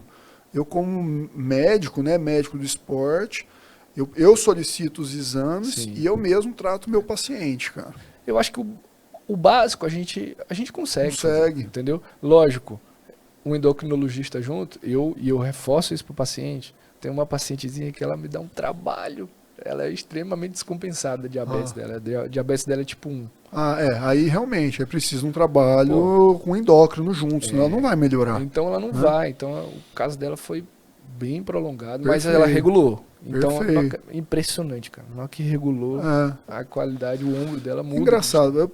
Capsulite adesiva eu tenho muito na minha cabeça, cara, que é mais uma descompensação metabólica do quadro do paciente. E não tenho tá errado. isso. Entendeu? Então, assim, se a gente deixa aquele cara redondo, aquele paciente redondo, a chance dele melhorar, assim, de uma hora mais rápido é bem melhor. Perfeito. E aí, voltando para a parte ortopédica. Isso, exatamente. Então, aquele paciente chegou comigo, está com muita dor. Dor porque faz parte da doença. Primeira coisa que eu faço, dentro da nossa medicina da dor lá, são os bloqueios seriados. O que são os bloqueios seriados? São os nervinhos que chegam na cápsula e que causam dor. A cápsula está dolorosa. Eu vou lá e bloqueio tudo. Bloqueio. Deixa eu mostrar aqui. Parte de trás. A parte de trás aqui tem um axilar. Tem aqui o outro nervo, supraescapular. Exatamente. E começa a fazer séries de. Você bloqueou os dois, cara? Eu bloqueei os dois. Lá com o Vitão a gente pegou a mão de axilar. E aí tem uma porção. Normalmente eu bloqueio só o supraescapular. Mas não está errado. Por quê? Porque praticamente 80% da cápsula ela é inervada pelo supra, entendeu? Mas por questão de mão, e aí é o que eu te disse, a afinidade que eu tinha com a anestesia lá atrás veio aqui, Perfeito. chegou aqui. Não, perfeito. Entendeu? Você está sendo ainda mais assertivo Exatamente. no seu conduto. Você está conseguindo atrás dos 20% que estão faltando. Exatamente. E aí eu fui, tem alguns colegas anestesistas aqui também, e a gente foi trocando ideia, figurinha, tudo né? mais. Perfeito. E hoje já é meio que rotina, minha. Então, Perfeito. assim, são basicamente são 4 semanas que eu faço toda semana bloqueio nesse. Toda semana. Faço bloqueio toda semana para eu tirar ele desse quadro doloroso. Você associa onda de choque junto, cara, ou não? Radiofrequência, onda de choque. No início, eu seguro a onda de choque e vou para radiofrequência, né? Para melhorar a questão analgésica, né? Relaxar a musculatura. Eu preciso tirar o quadro doloroso dele primeiro. Antes de pensar em regeneração, eu preciso tirar a dor, porque ele é muito sintomático. Perfeito. É aquele cara que chega para mim e fala, doutor, eu não estou conseguindo dormir, eu não estou conseguindo limpar, pentear o cabelo, tá muito doloroso. Tá muito ruim a vida. Tá muito ruim. Então, assim, é um tratamento longo, mas eu tento tirar a dor dele o mais rápido possível, entendeu? E consigo, a grande maioria das vezes eu consigo. Ótimo. E aí, como você falou, a radiofrequência é outro instrumento que me ajuda demais. A radiofrequência, para quem não conhece, é um aparelho também que nós utilizamos lá na clínica, né? É um aparelho que também estimula a regeneração tecidual e principalmente promove muito um relaxamento muscular. Né? É um aparelho indolor, não sente dor nenhuma e com emissão de ondas, né? Onda sonora e onda térmica. Exato. E essas ondas ajudam também na propagação de sinalizadores celulares para ajudar na regeneração desse tecido aí que está inflamado. Né, Natan? Perfeito, perfeito. E isso já faz eu tirar aquele quadro doloroso do paciente. E aí na segunda fase, passou dessas 3, 4 semanas, eu equilibrei ele. Aí a gente tem os nossos dois... Você sabe, só fazendo um parênteses, só batendo um passo aqui, que eu gosto de fazer, eu faço isso que você fez, eu faço também a primeira sessão de radiofrequência, bloqueio o nervo supraescapular, e aí eu gosto de bater uma onda de choque no nervo axilar. Aí eu dou um estímulozão nele, como eu não vou na agulha, sim, eu gosto de dar estímulo nele com onda de choque. E cara, tá bom também. Eu acho que o resultado é muito bom, cara. Que acho que o resultado tem é o seu muito potencial. bom. Tem o seu Faço isso. Então eu foco a onda de choque no nervo axilar. Eu sei mais ou menos a trajetória dele ali, sim, eu bato onda de choque nele. E vai bem. Vai bem. É como a gente falou, a gente tem que tirar o paciente, tem que da focar dor, nele, claro. tem que tirar ele da dor. Tem que sair bem. Entendeu? E aí você já encaminha para fisioterapia. Aí sim, aí a gente tem os nossos amigos lá, Igor e Bruno, que os caras brilham, né? Os caras brilham, de verdade, os caras brilham muito. Eu acho que o segredo de um bom ortopedista, né, um bom médico que entrega resultado funcional para o paciente, é um médico que tem parceria, que tem bons fisioterapeutas juntos. Exatamente. Né, porque ninguém consegue abraçar o mundo sozinho. Então a gente dá o estímulo, melhora a dor, faz com que o paciente saia daquela fase crítica e continue o tratamento motor, o tratamento analgésico. E a fisioterapia, além de analgésica, ela vai recuperar um pouco aquele ganho, aquele travamento ali que ele está, progressivamente ele vai e recupera o seu movimento. Eu acho que a primeira fase, tirando a questão da dor... Tira a dor, que é a dor incapacitante. A gente sabe como é. Dor de artrose, dor de capsulite. O cara pede qualidade de vida para tudo. Então a gente tem que focar nisso. E vou te falar da fisioterapia, um ponto importante que eu vejo nos meninos. Todo mundo já fez fisioterapia, a maioria das pessoas quando fazem, elas fazem fisioterapia de certa forma conjugada, são várias pessoas e tudo mais. Lá é diferente. Pô, não tem a mesma eficácia. Uma coisa, isso é até ruim, né, de certa forma para os fisioterapeutas. Muitos pacientes, quando a gente indica a fisioterapia, não, mas eu já fiz, não serve para nada, não resolve e tal. Eu falo assim, o que você fez? Fiquei lá deitado tomando choquinho. Cara, não dá. Não é isso que vai resolver. Não né? vai. Aí eu preciso explicar para o paciente que a fisioterapia que eu estou propondo para ele, né, que vai ser o funcional para ele, que vai gerar resultado para ele, é uma fisioterapia totalmente diferenciada, né? Uma fisioterapia que o profissional vai estar voltado para ele, vai fazer todos os testes, todas as manipulações que ele necessita, usar toda a aparelhagem necessária para tirar ele da dor e ir voltando para a questão funcional dele. Então eu conto muito com os meninos lá e me ajudam demais, demais mesmo. Assim, na capsulite, Eu acho que não tem jeito de melhorar a capsulite se não tiver uma fisioterapia bem feita, né, cara? Tem que ter. Eu acho que assim como o controle metabólico, que a gente falou no início, Sim.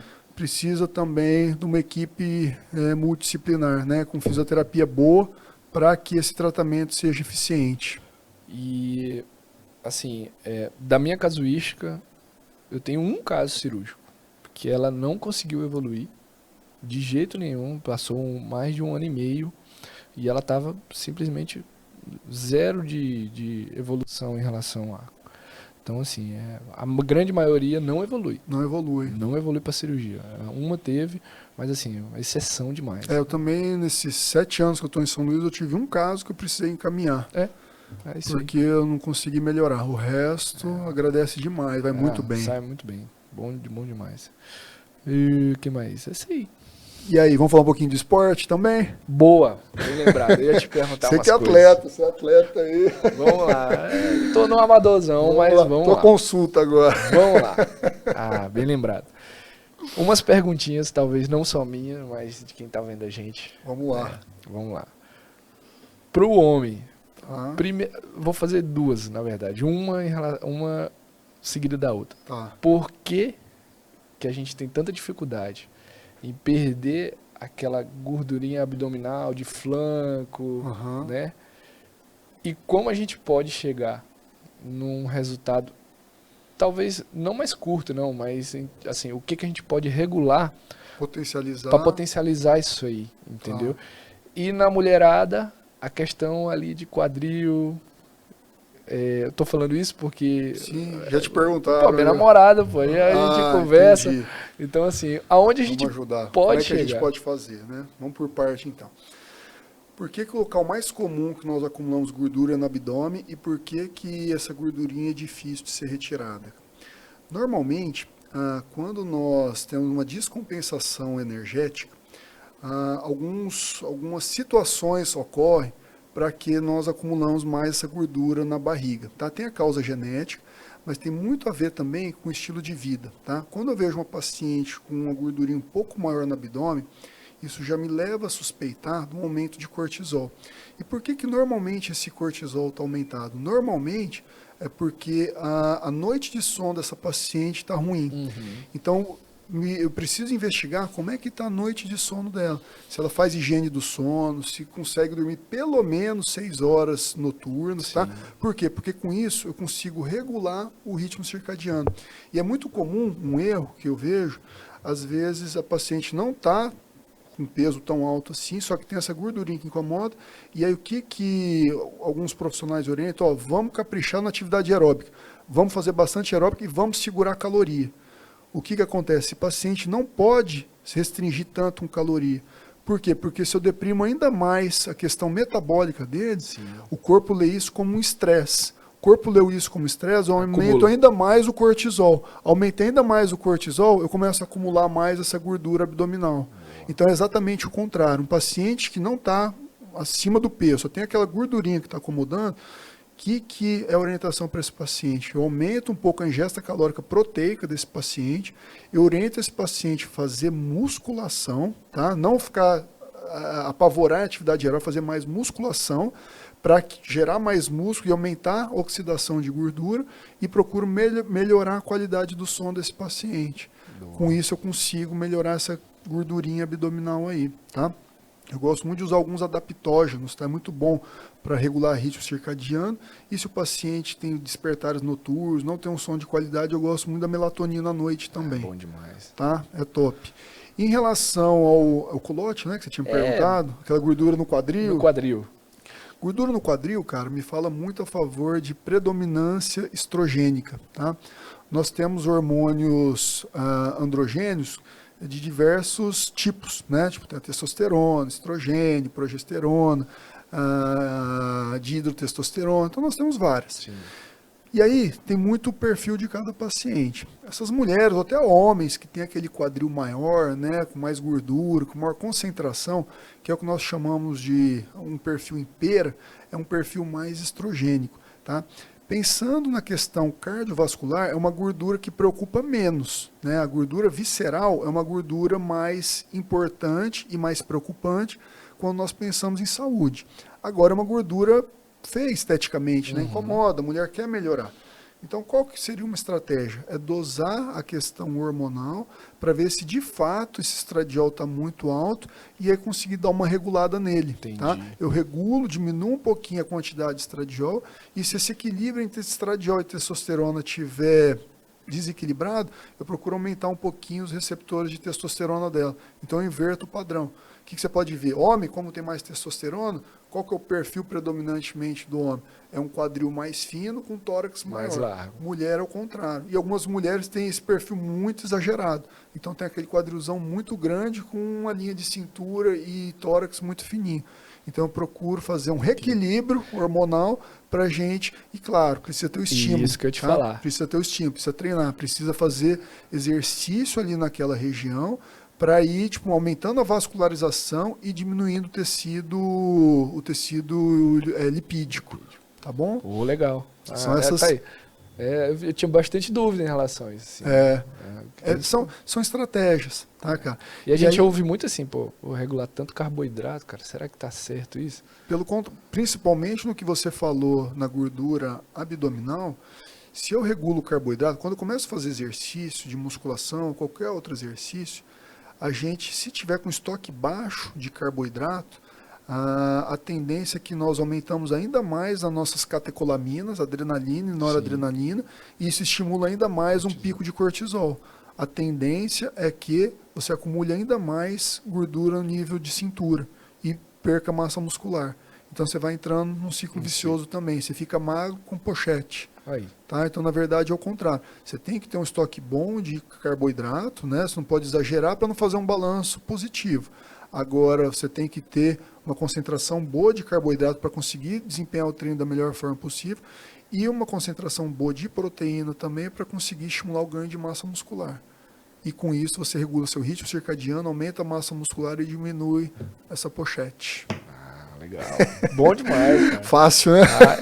Fácil. Aí vem a disciplina, vambora. Agora levar pra frente. Mas fácil, né?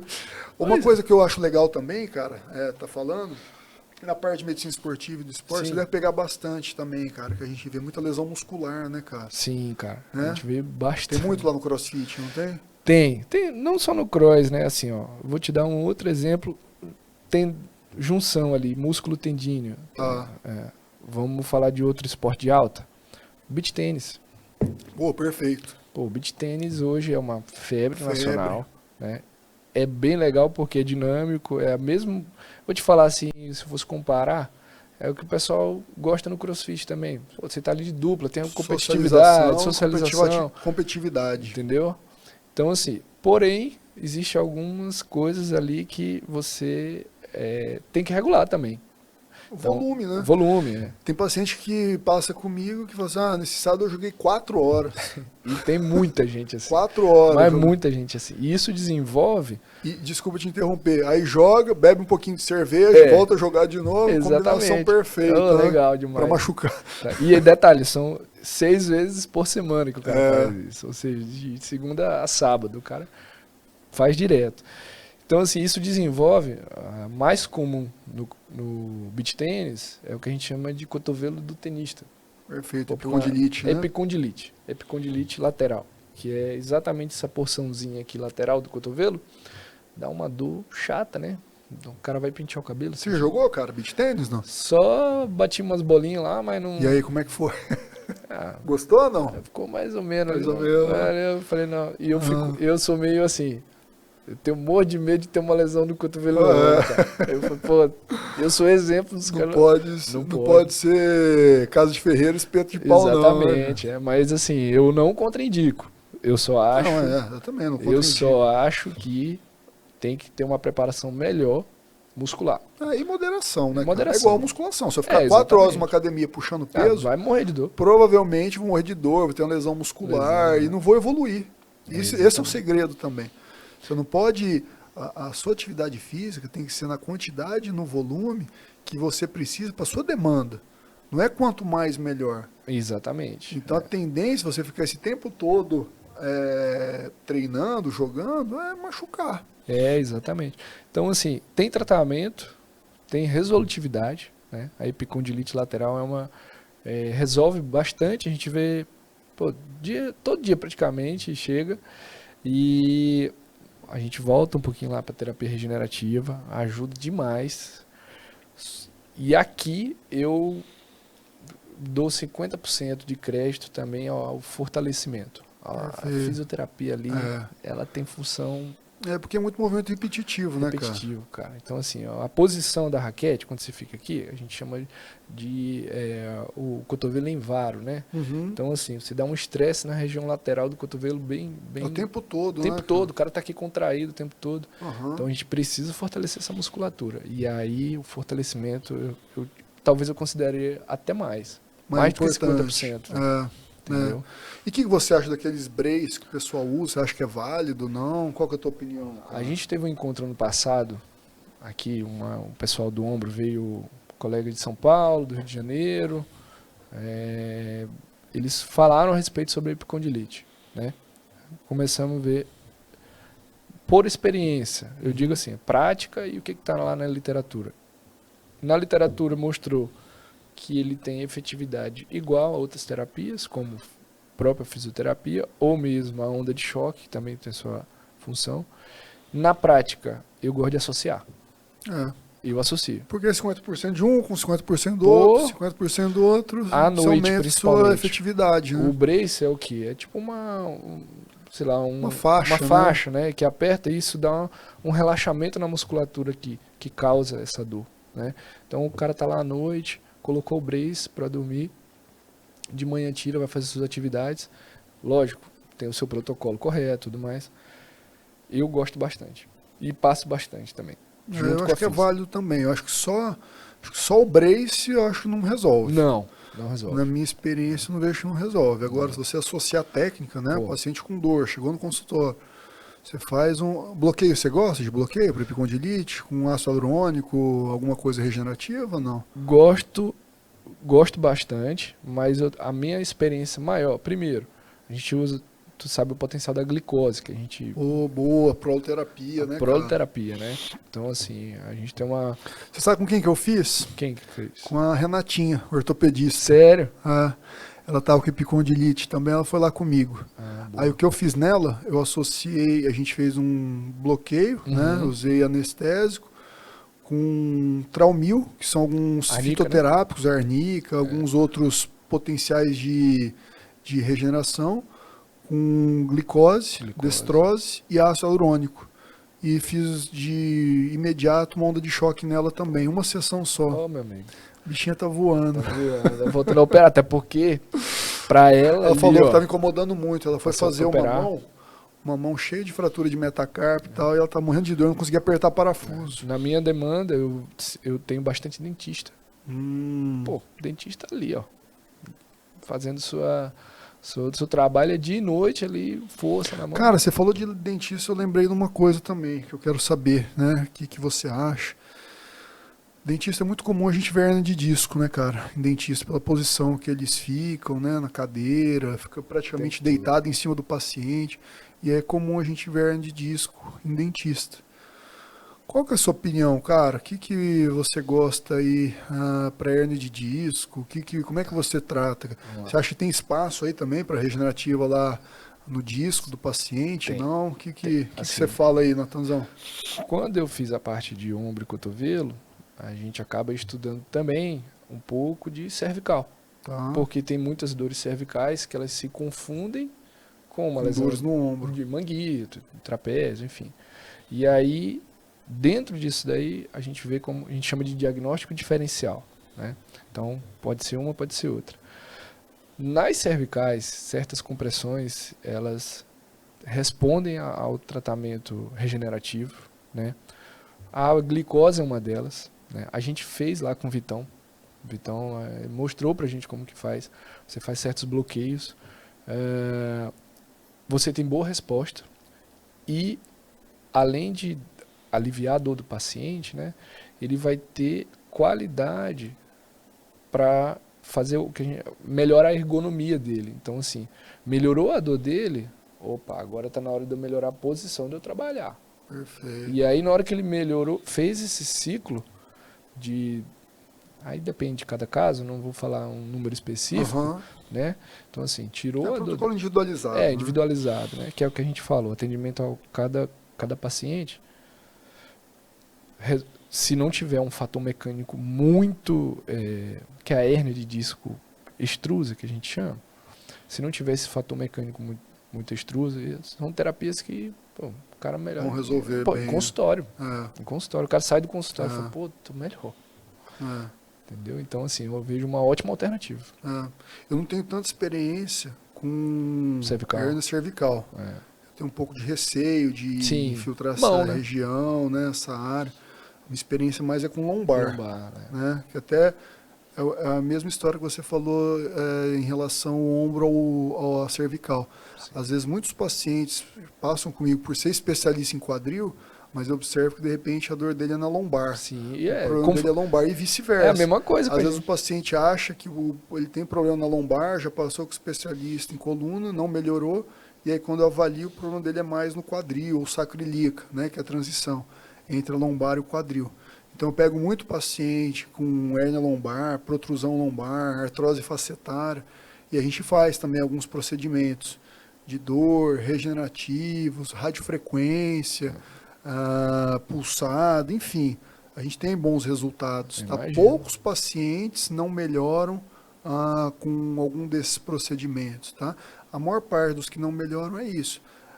São pacientes já com hernias extrusas, né? Tipo, já tem uma irritação. Componente mecânico muito forte. Uma irritação muito grande ali, né? Na região dos forames, né? Então ali já tem uma estenose. Então, esse paciente é um paciente candidato realmente a uma cirurgia. Né, mas a maior parte também vai muito bem com esses tratamentos minimamente invasivos que a gente realiza, cara.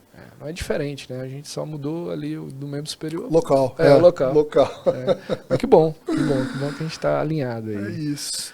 Cara, eu acho que é isso, né, meu amigo? Foi muito legal esse bate-papo aí. Bom demais. Eu acho que você é um cara que eu admiro muito, eu gosto muito, achei muito legal esse primeiro podcast ter sido contigo, né? Você acha que é o caçula lá da clínica, né, cara? Ou não? Eu acho que eu sou. Entrou você primeiro ou a Renatinha? Quem que entrou primeiro? Não lembro.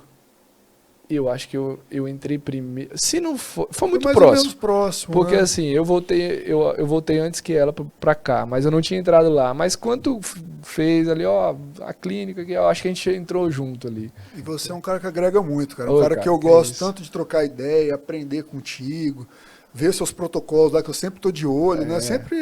Sempre busca de conhecimento, né, Natanzão? Pra todo mundo, cara. Ali pra mim chega quadril também. Chega ali A gente, assim, ainda mais uma cidade, não ser uma cidade tão grande, eu acho que dificilmente a gente pode se dar o luxo de falar, não, eu só faço quadril. Não. Ou então eu só faço ombro, né? Fica só focado.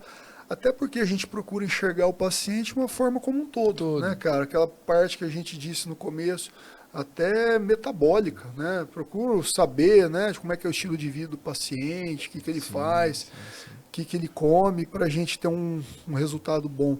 E a gente, na ortopedia, dificilmente a gente pode ficar só focado numa área, né? Então, você deve pegar paciente também de quadril, e por isso que é importante essa troca de ideia, troca de informação, troca de experiência. Eu acho que isso é muito válido, isso engrandece nós como profissionais. Né, como você falou ali, sem querer falar bem, mas já falando, a Perform ela tem uma equipe muito boa de profissionais. Pô, a gente tem psicólogo lá, cara. Entendeu? A gente sabe os fatores que... E boa, né? Psicóloga boa. Professora Natália Brilha. Professora, Então, assim, a Perform, você trouxe só agregar ali a equipe da Perform. Então, temos profissionais de todas as áreas, fisioterapeuta, psicólogo, ortopedista, médico do esporte, subespecialidade mão, joelho. Então, assim... Posso te dizer que dor músculo-esquelética, lesões... A gente resolve. Cara, a gente resolve muita coisa. Resolve. Muita coisa que, assim, tira muita qualidade de vida do paciente. Legal, cara. Pô, prazerzão. Bom demais. Deixa seu último recado, então, pra gente, cara. Fala... que você quer... seu recado final, o que você... tá fazendo aí e como é que você pode ajudar o pessoal. Deixa aqui a última mensagem pra gente fechar esse feriado, né? Curtir um pouco o feriado, né, Natan? Isso aí. Vamos lá, então. Primeira mensagem que eu deixo é que a gente tem que sair do sedentarismo. Falo para os pacientes em geral. O sedentarismo ele é prejudicial para tudo, né? Para o nosso trabalho, para as nossas atividades do dia a dia, nossa produtividade. Então, assim, falando um pouco de medicina do esporte, eu acho que a gente tem que sair do sedentarismo, seja com o esporte que você gosta. Se você gosta de academia, se você gosta de crossfit, beach tênis, natação, não interessa. Sai do sedentarismo, porque isso vai te gerar outras qualidades que você nem imagina. Regula teu sono, enfim. Perfeito. E nessa questão de sair do sedentarismo, procure um profissional para te ajudar, né? Então, assim, se você está orientado com um profissional médico do esporte, né, ou um personal, ele está ali para te ajudar, tá? Você só vai ganhar com isso. E nas sobrecargas, nos overtrains, nas lesões, a gente tem profissional para te ajudar nisso também e não fazer com que você só se prejudique, né? Não se lesione mais ou menos. E quem tiver precisando de ajuda, estamos aí para ajudar. Pode contar conosco, né, cara? Tá bom? Eu costumo dizer muito que procura sair da sua zona de conforto, né, cara? Em tudo na vida. Seja na sua profissão, seja no teu esporte, seja no teu físico, seja na sua relação conjugal. Sai da zona de conforto, cara. Faz seu melhor no trabalho, faz seu melhor no treino. E quando a gente fala de treino, o que é fazer o melhor? É procurar um bom profissional, como você falou, um bom preparador físico, um bom nutricionista, um bom médico. Esses profissionais só vão agregar na tua vida, vão te ajudar nos processos, vão fazer com que você percorra esse caminho que você busca de uma forma mais suave, mais serena, com mais tranquilidade. Então, o recado que eu gosto de passar para meus pacientes e para vocês é esse: sair da zona de conforto e procurar pessoas que vão agregar na sua vida, que vão te ajudar, que vão fazer com que você se torne uma pessoa melhor, seja fisicamente, seja profissionalmente, seja na vida conjugal. Sim. Então, é esse o recado que a gente está aqui. Deixa. A gente está aqui com muito prazer, né? Falando em zona de conforto, a gente está aqui, né? No feriado, né? Podia estar na praia, podia estar curtindo, podia estar com os amigos. A gente está aqui, saindo da zona de conforto, mas fazendo da melhor forma possível, né? Fazendo com amor, com disciplina, com alegria, para gerar esse conteúdo bacana para todos aí, né, cara? É isso aí. Bom, que bom. Bom demais, gostei demais. Esse tempo aqui passa voando. Boa, agora né, cara? Que horas são? 11 horas. Pô, 11 horas. Assim, é 2 horas aqui já. 2 horas conversando, a gente nem vê. Vamos mais 2? Bate-papo bom. Chega. Tá bom. Tá bom demais. Bom legal, demais. Natanzão. Valeu. Cara, obrigado, viu, cara? Então, aí. Pra mim foi uma felicidade estrear nosso primeiro Performcast contigo, cara. Você é um cara que eu admiro muito, que eu tenho certeza que vai voar cada vez mais, cara. Parabéns. Obrigado mesmo. Tamo junto. Tá bom?